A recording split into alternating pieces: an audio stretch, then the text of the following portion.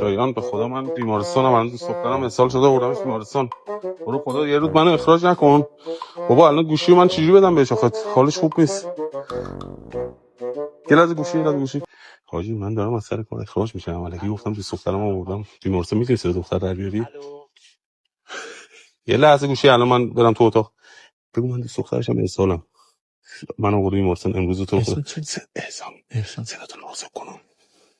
الو سلام، خوب هستی؟ بله من خیلی حالم خراب شده، اسهال گرفتم، من آوردم بیمارستان. احسان جان خیلی اصلا نه هر کاری میکنم خیلی بد حال شدم. قربانش. حالا باور کردی من میگم اسهال دوست دخترم؟ فکر کنی الکی میگم؟ آی داشت این وقتی داری میگی لحظه یزید تو حاجی خیلی خوب